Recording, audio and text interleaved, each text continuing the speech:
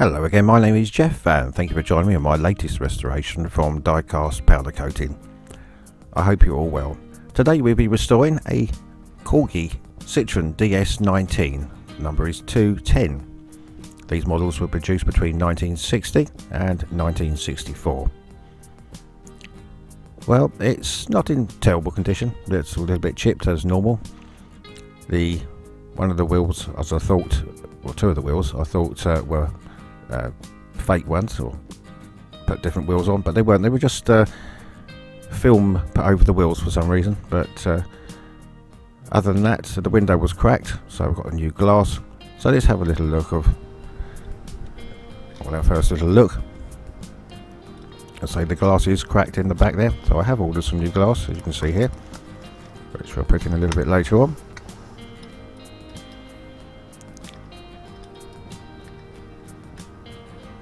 And there's one of those little film tabs over the wheels, which just peeled off.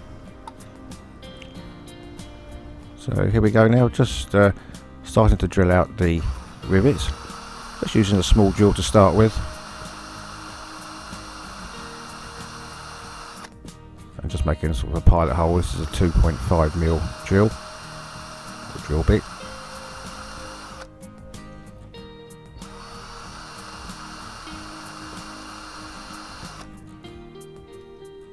And now we just move on to the larger drill, which just takes off the lip of the rivet.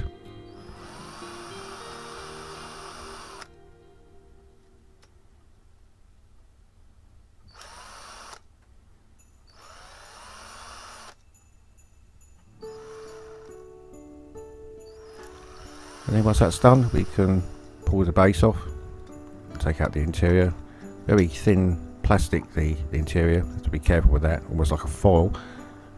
And obviously the broken glass area.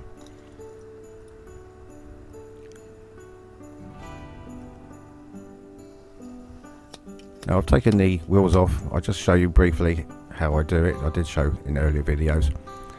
It's partly off anyway now, but you just heat the wheel up slightly and you just use a screwdriver to slightly push it out, and then it will eventually just pull out using the pair of pliers, and then just tap them back on afterwards. So there's all the bits together now. The tyres are okay, I just need to clean and a little dip in some Pledge Revive It. So got the nice clean glass now, a new film put on the Media Blaster, so we can start that. This will probably be the last time I'll be using the Media Blaster for the winter now, as I have to take it outside, and I'll be using paint remover from now on for a little while. And as you know, this is aluminium oxide, and it does a pretty good job of removing the paint, and it's not that messy either.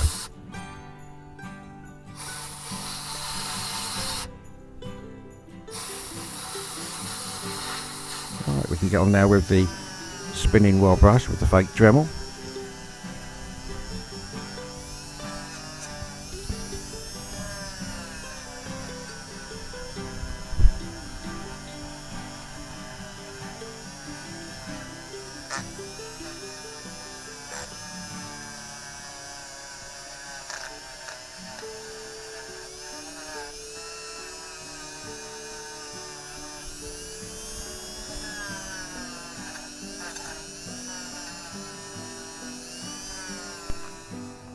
And then once that's done, we can put the casting into the oven.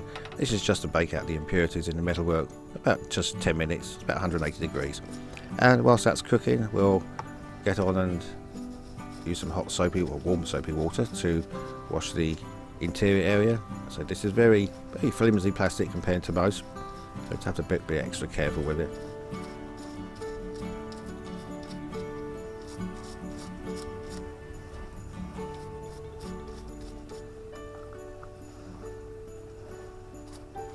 And then just clean the tiles up a little bit. I won't show you all of those. And then afterwards I did dunk them in some Pledge Revive It and hung them up to dry for overnight. So back from the oven now, just using some acetone just to give it a good clean before we powder coat. Now on the next scene, when I powder coated, the camera warning light came up, was about to run out of battery. So I have filmed pretty much most of the powder coating, but I also decided to paint the base in a dark grey. So you'll see that in a moment, and you'll see the colour I've decided, which is a mustard yellow. I wasn't sure whether to go for the red or the yellow, but I have been using red quite a bit the last few models, so I thought a little bit of a change. It's a little bit like the Matchbox model, which is quite a nice little model, but I wasn't able to get hold of one at a decent price, so I've gone for this Corgi one. So I'm going to do this in yellow, and as I mentioned, the base was also done in dark grey. There's a little bit of a casting mark on the front there, which does ruin things. I did try and remove it once I first stripped it down, but without ruining the rest of it, I've decided to leave it and try and make the best of it. You can see the base has come out nice as well, with the electrostatic magic dark grey. So I'm just going to show a little bit of detailing. As you know, I'm terrible at this, so sometimes I need to concentrate for ages without smudging it all over the place. So I'm just using the Molotow pen now, just to put on the bumper area, and then I'll carry on later on and finish it off, and then leave it overnight to dry. And whilst I'm doing this, I'd just like to thank my subscribers, both old and new. Some subscribers are leaving, but I'm just going to carry on. I enjoy doing the hobby, so I do it for myself as well as anybody else. And if you do join, and thank you very much, and also my regular subscribers for staying with me, it's very much appreciated. Okay, whilst that's in the oven, we'll get on and polish the wheels. I'm just using the drill attachment on this one, just to put the axle in and let the wheel spin with the drill. And then the ones which are not attached to the axle, I'll just do by hand and polish it onto the cloth.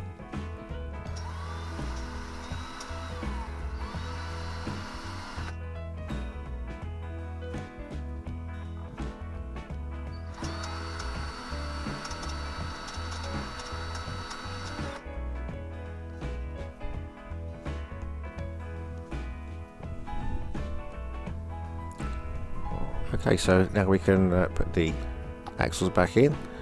I'll just show you how I put these back on. As you know, I heated them to start with, which does loosen them off. And then with a rubber mallet, just tap them back on. Doesn't always work straight away, but eventually you'll get them on. And there's the main casting done. You can see the little bit of casting mark on the front, but I've used the chrome which has covered it up. Okay, it's not too bad.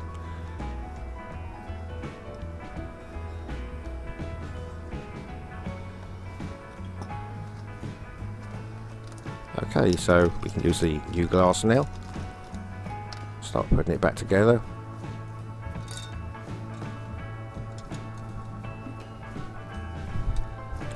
So the glass goes in quite nicely. You get a nice satisfying click, and as Crapple Nick said last week, it's better to hear a nice click than a crack. So that's gone in nicely. We now put the seating area in, and we can now put the base back on. So I've already put a little bit of glue in the first hole there for the false fake rivet. And we just use whatever comes to hand just to push that down.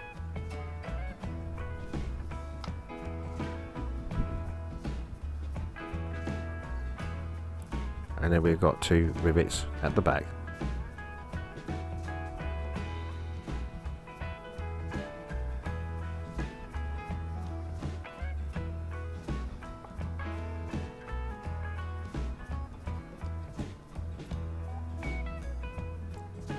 I've had to cut them to length, some of them, using the Dremel cutting tool.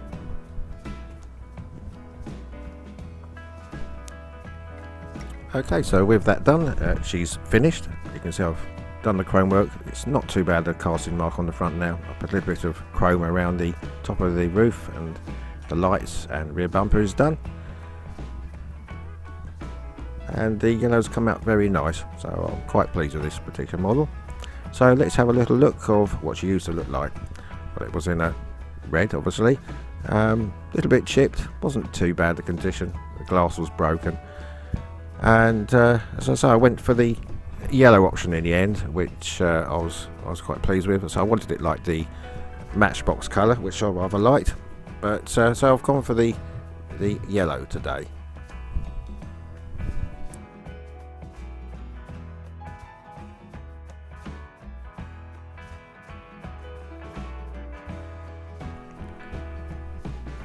Okay, so let's have a little look of what she looks like now.